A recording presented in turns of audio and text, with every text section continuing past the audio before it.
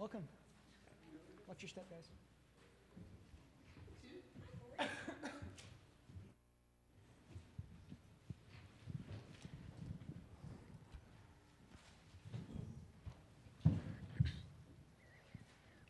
Welcome, everybody, to the 2025 NCAA Tournament Round of 64 press conference. A couple of announcements before we get going here.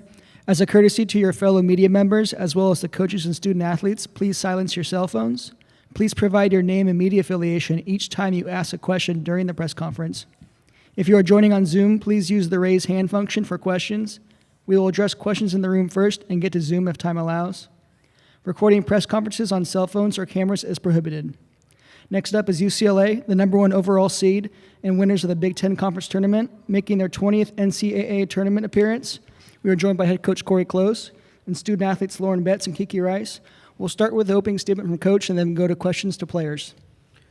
We're just really, it feels like forever, in between the Big Ten tournament and now the opportunity to compete in March Madness, and we're just really excited. I think there's two real big focuses for us is being very present. You need all your energy, day by day, round by round, possession by possession, to go to doing your job.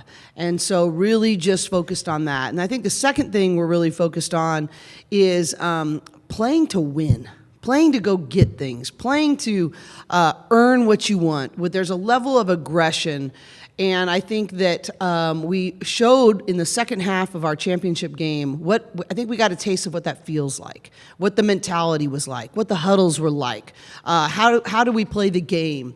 And so I think, as we always say, success leaves clues. And so we're really trying to latch onto those clues. There's an aggression of going to take more possessions, play the way we believe we can play, and be totally present focused. And not 1-0 cannot be a cliche to us. It has to be a complete narrowing of our focus and a commitment to be right where our feet are, possession by possession. Questions for the players? Tuking with the LA Times for both Kiki and Lauren. I know this year has been a lot of unprecedented success in this program, and you guys have been really intentional about saying this is a celebration for not only this team but then previous teams, alumni, people who've set the stage. Can you maybe tell us a little bit about maybe any special alumni that you guys have connected with or reconnected with during this season? I think for me, I always talk to my past teammates from last year the most. Charisma Osborne and Cameron Brown, they've always been there for me throughout my UCLA, journey, and they've always been my biggest supporters, and before a lot of the games, they've always texted me. But I think it's just really cool for them to see how amazing this team is, and obviously they love and support us no matter what. And, I always remind them that, I wouldn't be here in the mental space that I'm in and how I'm playing if it wasn't for the amount of support they've given me throughout my couple of years here. So always thankful for them. And of course, one of the reasons why I came to UCLA was because of Michaela Onyenwere, and she's obviously from Colorado and she went to my high school. So she's always been a really big inspiration to me, and she's reached out a lot as well. So. Yeah, similar. It's been really cool because we've had some alumni come back to practice. Like this past week, Charisma was here, Beck Gardner was practicing with us and just continuing to make us better and, be supportive of our team. And Cam Brown has been at so many of our games. She's always cheering courtside. I can hear her pumping me up. But no, it's been great because I think the alumni have been so supportive. And Jordan Canada actually sent me a really nice text before our championship game against SC. And just to hear so much support and for us all to feel that means a lot. Haley Sawyer, SoCal News Group. I think Cori said a couple times that you guys are not as confident as we would expect you to be. So over the last couple of days, what are some of the things that are giving you that confidence heading into the tournament?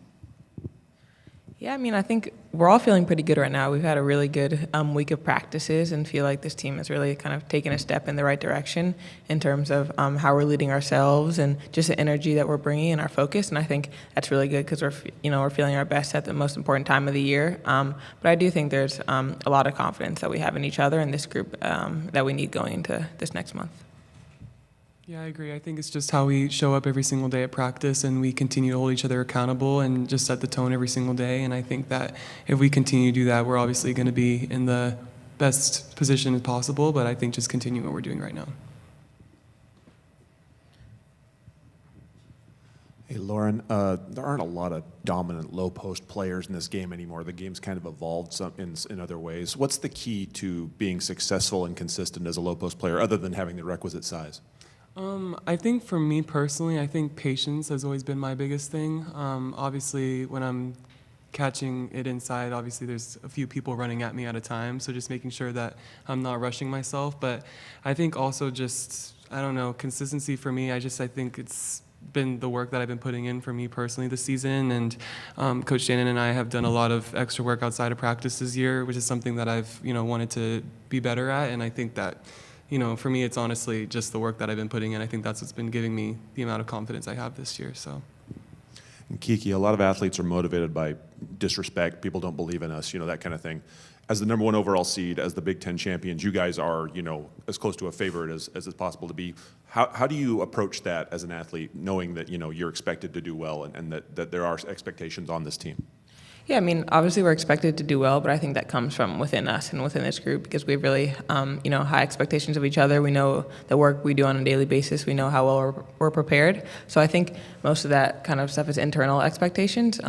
That's really what we're focused on. But I do think we'll continue to play with the lightness and joy, like Coach Cori said the other day. We're at our best when we're playing with joy and we're having fun out there. So not letting any outside expectations affect us too much is something that we really pride ourselves on. Sabrina Merchant, The Athletic.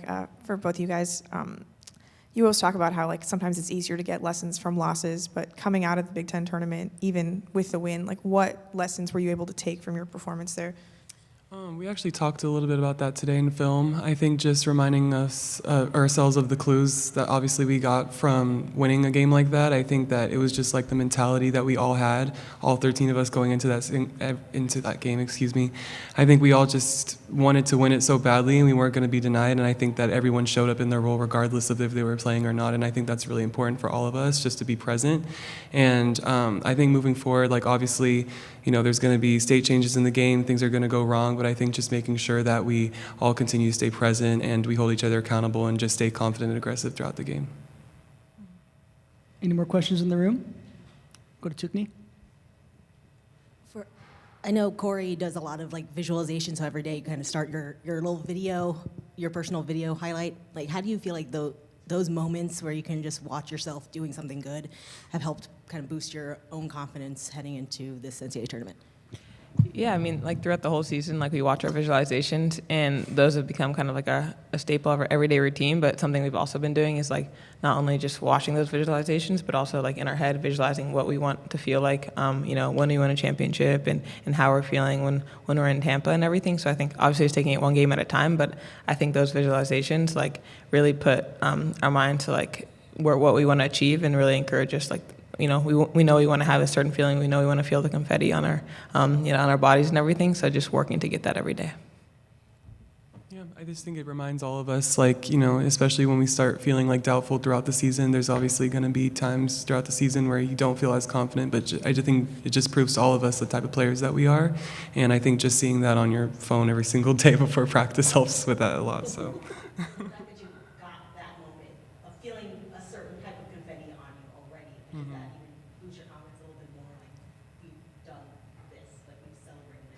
Yeah, I think obviously that was really fun, but yeah, we want to do it again, so. For sure. Alrighty, there's no more questions on the Zoom, so we'll end it there for the student athletes. Thank you. Thank you, guys.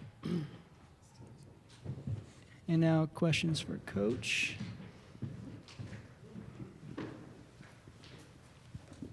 Hi, Cori.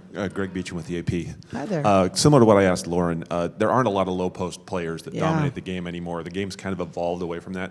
So, number one, I know she's one of one, obviously. Right. But how do you commit to that as a program, as a team, to be consistent and productive in the low post in an era when that's kind of gone? Right. I think that it's just a matter of every year is not a scientific formula. It's an art project. And so when, we look at our team about what are our strengths and what do we need to play through and, how do the pieces fit together more effectively to create a greater whole than just piece by piece and the sum total of that. So, obviously it starts with Lauren, right? So when that happens, we just sort of build how we wanted to play through the paint. And then how does that influence that people don't want to rotate off of her, so it creates different driving lanes? And then how does that build, so it just sort of has this domino effect. But it starts with her. And the reality for us is that if she gets a touch, people work possessions all the time just to create rotation. Like, how are we going to do this? How are we going to create rotation? How are we going to flatten out their defense? How are we going to force them to be in a scramble mode?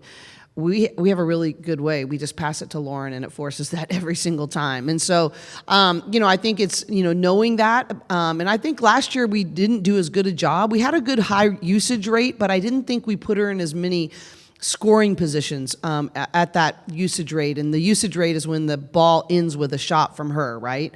And she had a really high usage rate nationally, but our efficiency wasn't quite what we wanted it to be. And so all summer, all fall, about every other day, we're working on just what do Lauren Bett's touches look like, and how many possessions do we go sometimes and maybe lose track. But, it's not rocket science. I mean, we really focused on, she needed to play with lowering her base.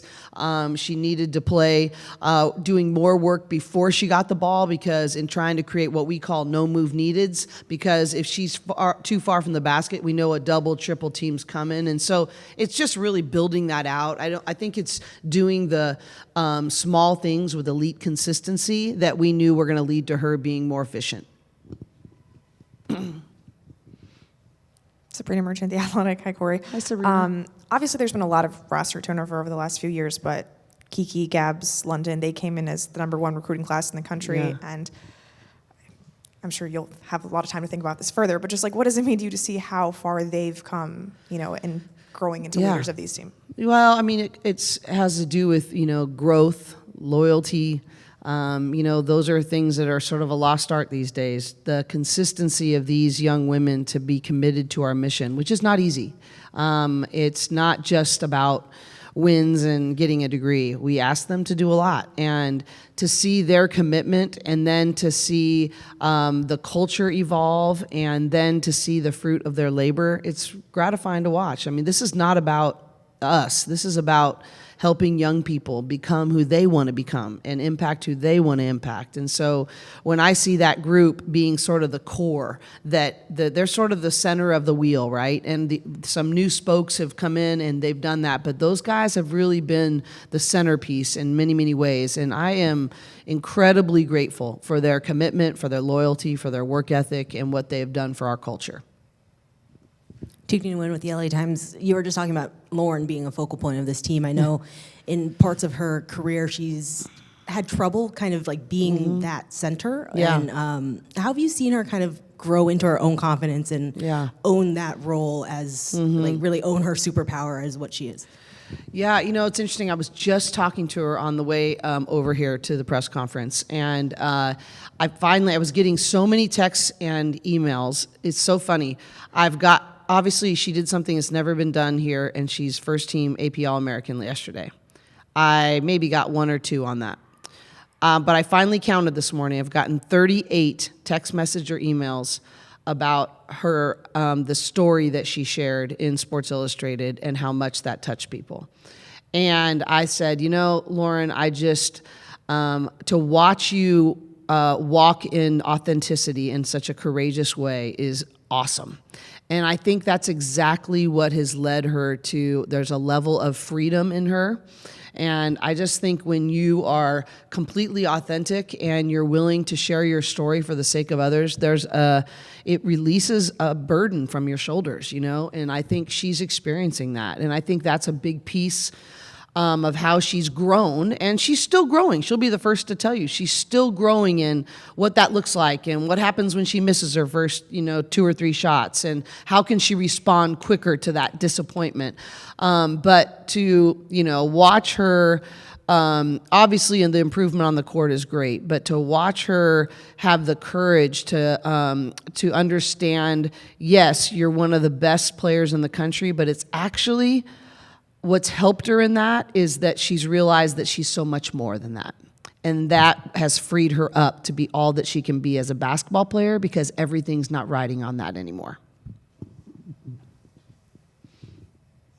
Haley Sawyer, SoCal News Group.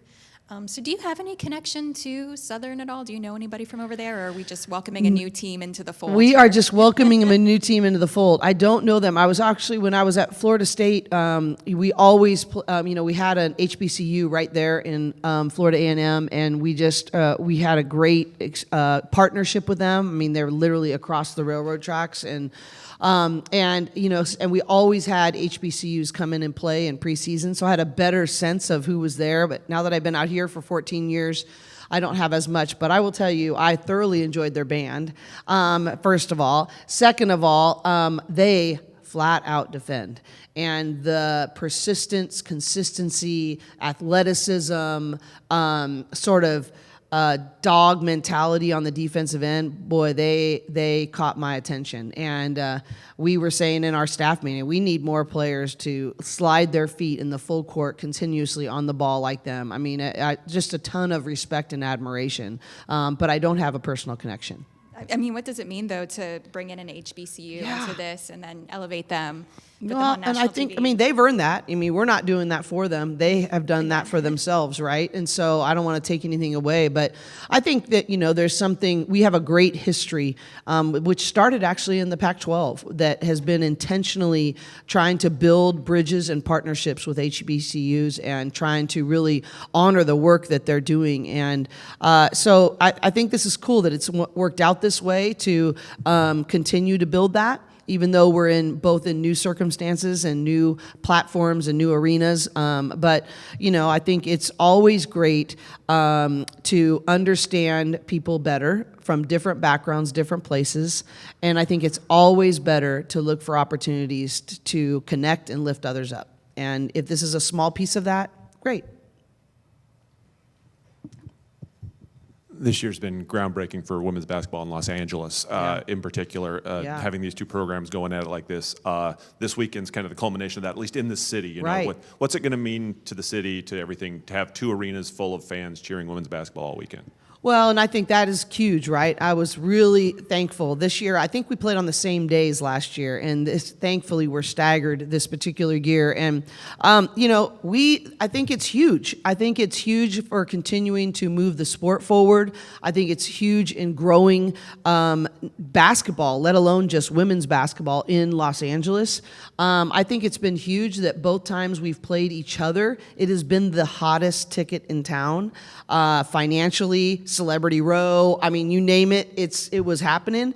And how do we bring that into the biggest stage? And now I can't speak for USC, but I'm very hopeful this will be the first time we sell out in the first and second rounds for the NCAA tournament, not that matchup or like our matchup against South Carolina. So, I think there are more steps to make still. There's more growing to do.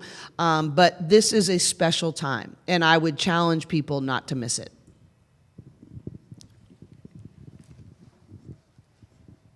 So did you have some sort of celebration for Lauren being this program's first AP first team All-American? We didn't actually. We practiced in the morning, and so we all sort of saw it right after practice, and we had sort of splintered. But she came back out, and she could almost barely contain. She went over to tell. Coach Shannon is her go-to person, and she just had tears in her eyes. She was so excited, and just to be able to affirm that. But what I love about Lauren is she said, "This is a team award. I know that I don't get here by myself." And so, and then to have it also happen that the article that she's really being affirmed for so much came out on the same day, but we haven't yet. But we got to figure out a way to do that right. But she's the first one to say that she just really focused on being 1-0 and doing the best we can to play our best when the best is needed. So, but we're gonna have to figure out something with that. Any more questions in the room? And there's nothing on Zoom, so thank you, Coach. All right, thank you all. Appreciate you guys.